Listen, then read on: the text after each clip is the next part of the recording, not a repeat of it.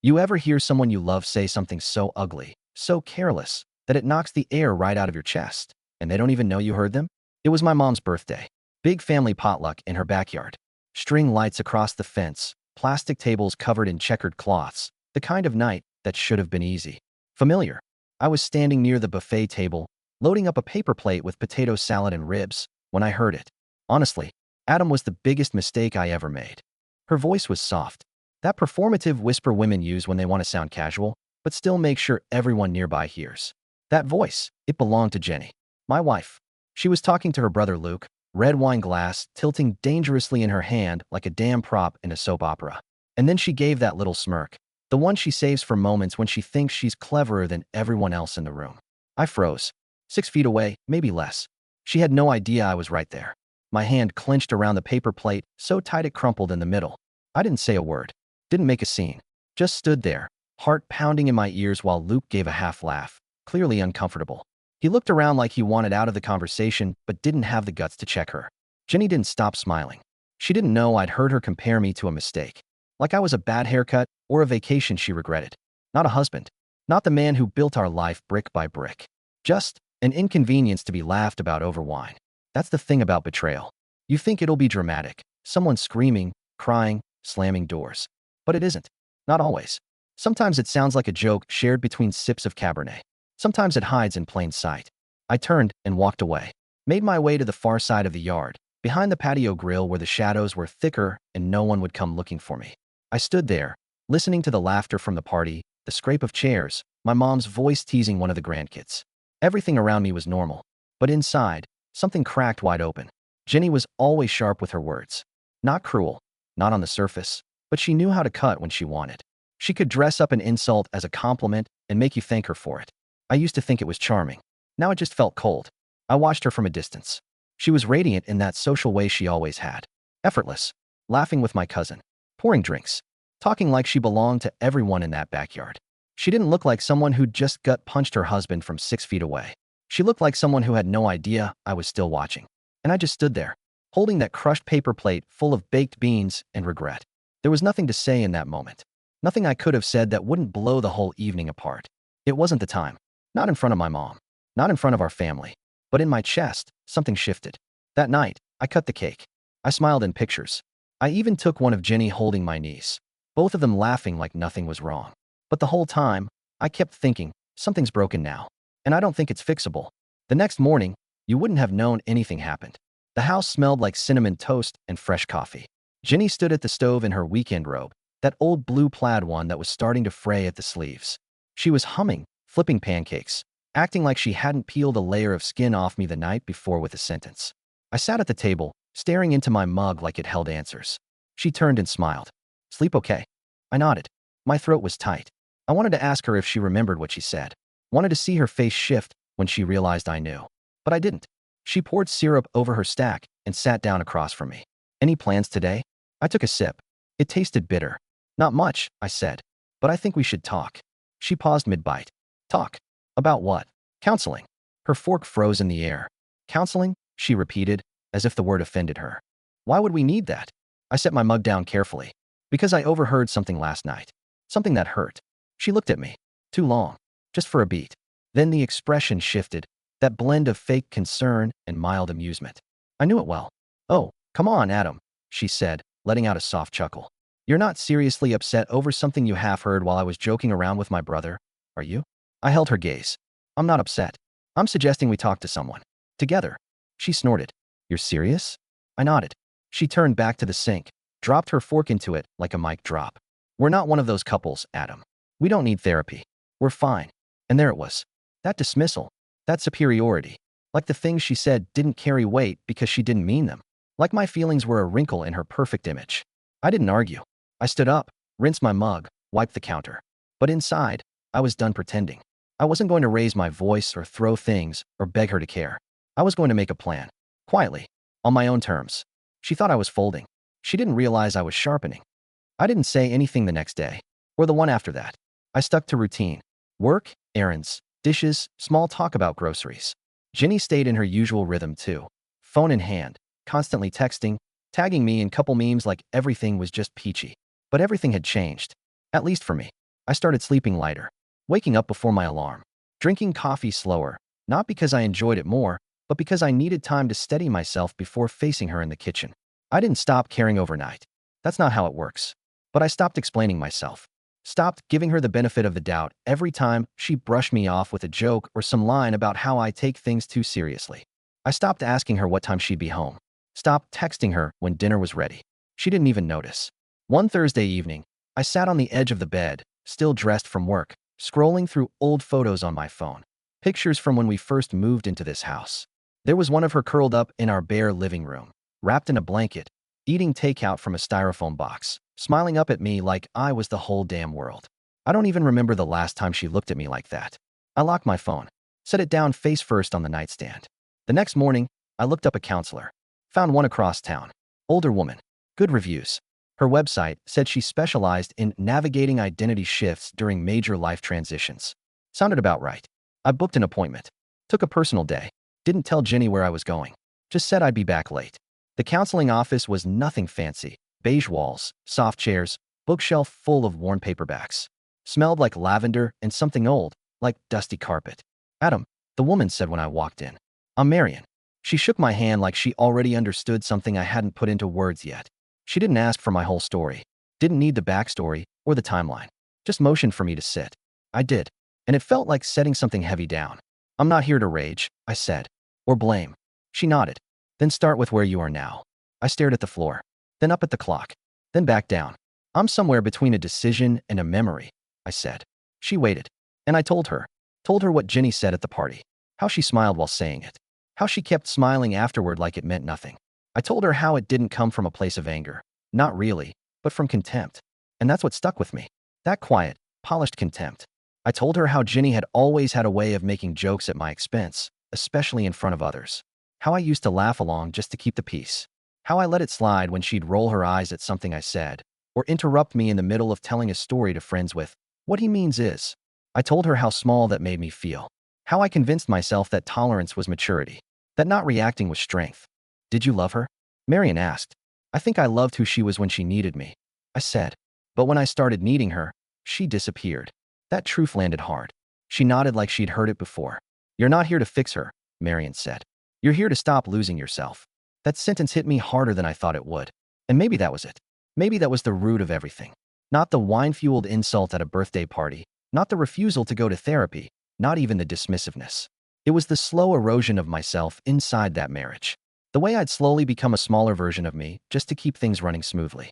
Every time she laughed at something I took seriously. Every time she minimized a concern or dismissed my mood. Every time I swallowed a reaction to keep the peace. That's what wore me down. Not a single storm, but years of soft rain. We talked for an hour, maybe more. I walked out of that office into a city that looked the same as it always had. Cars honking, people rushing, coffee shops buzzing. But something in me had shifted. I wasn't carrying the weight the same way anymore. That night, I didn't rehearse what to say to Jenny. Didn't replay old arguments in my head. I just made dinner. Ate half of it. Left the rest in the fridge. Went for a walk without telling her where I was going. Sat on a bench near the river and watched the lights ripple on the water. I wasn't avoiding her. I was just done orbiting her. I moved out 2 weeks later. Didn't make a scene. No arguments. No threats. Just started slowly packing things. The essentials at first. Stuff she wouldn't notice missing. A few shirts. My tools. The books she never touched. I signed a lease on a small one-bedroom across town. 3rd floor. View of a gas station and an old laundromat. Not exactly romantic, but it was mine. The day I left for good, she was at yoga. I waited until her car pulled out, then loaded my boxes into the back of the truck. Left a note that just said, "I'll call you when I'm settled." She didn't respond for 3 days. When she finally did, it was a text. "So you're just gone now? Really?" No punctuation. No anger. Just that passive-aggressive coldness she'd mastered over the years. I didn't reply. What was there to say? She knew why. She just didn't think I'd actually go through with it. She thought I'd always stay, always forgive, always adjust. But I didn't. Not this time. Not anymore. She didn't take it well. Not at first. Not when it actually hit her that I wasn't bluffing, wasn't sulking, wasn't waiting around for her to change her mind. The first few days, she stayed quiet. Then came the posts. Vague, sad little captions under carefully filtered selfies. Stuff like, "Some people pretend to be solid until the wind blows. Grateful for those who stay when things get real." No names. No context. Just enough to invite speculation. Mutual friends started texting me. Hey, saw Jenny's post, everything okay? You guys split? You good? I didn't respond to most of them. Not because I was bitter, but because explaining meant stepping into her game, her narrative, and I was done playing parts in her story. She started painting herself as the blindsided partner, the one who was left without warning, the one trying to hold it all together while her husband just vanished. That was her thing. Not lying outright. She was too smart for that, but leaving just enough unsaid so that people would draw the conclusion she wanted. At first, it worked. People sympathized. Some even implied I must have been cold, distant, emotionally unavailable. But here's the thing. Silence, when it's consistent, has power. So does showing up, living well, staying grounded. I didn't rant. I didn't subtweet. I didn't send angry paragraphs at 2 a.m. I just lived, went to work, paid my bills, said yes to a few invites, cleaned my apartment, bought groceries I actually liked instead of the organic crap she insisted on. Bit by bit, people stopped asking. The silence started working in my favor. And Jenny? She started cracking. Her tone changed. The post got sharper, more pointed. Not direct, but heavy with implication. Some people ghost you emotionally first, then physically. Cowards wear polite faces. Still, I didn't respond. Not when she left a 3-paragraph monologue open on her laptop while I stopped by to grab the last of my stuff. Something like, "He's not who I married. He shut down. He just left." I read it. Then I walked out of the room. Didn't slam the door. Didn't make a sound. She wanted fire. She got fog. Unyielding. Cold. Quiet. And I think that scared her more than yelling ever could. The apartment started to feel like home. I bought a coffee maker. Just a basic one. No timers. No digital screen. Just simple, black, and mine. Picked up a set of blue curtains that didn't match anything. Because I liked them. Not because they looked good on Pinterest. Got a couch that actually felt good to sit on. Bought a plant I didn't know the name of. It wasn't a fresh start in the Hollywood sense. No montage. No glow up. Just peace. Jenny still tried to text now and then. "Did you mean to leave your passport? The toaster's still here if you want it." I answered when it made sense. "I'll come get the passport Friday. Keep the toaster." Nothing more. She tried to make it friendly. Casual. But underneath, I could read it. She hated not having the last word. Hated that I wasn't lashing out, wasn't begging, wasn't falling apart. That's the part she never understood. I wasn't leaving to punish her. I was leaving because I'd had enough. She mistook my silence for surrender. But silence was me rebuilding. On my terms. I didn't need closure from her. I just needed her absence. One night, a few months later, I saw her again. Not planned. Just happened. I was walking through the park near my place, headphones in, hands in my jacket pockets, when I spotted her near a vendor cart. Alone. No makeup. Hair in a messy ponytail. Wearing a jacket I'd never seen before. She looked ordinary. That used to sting. Seeing her like that. Dressed down, plain, without the polish she always wore like armor. But that day it didn't hurt. She noticed me. We locked eyes for a second. She gave the smallest wave. No smile. No move to come closer. I nodded. Just once. And kept walking. Each step felt lighter than the one before. I didn't feel triumphant. Didn't feel smug. Just free. We weren't those people anymore. That silence between us, those few seconds of acknowledgement, they held more truth than most of our marriage. We both knew it. No performance. No pretending.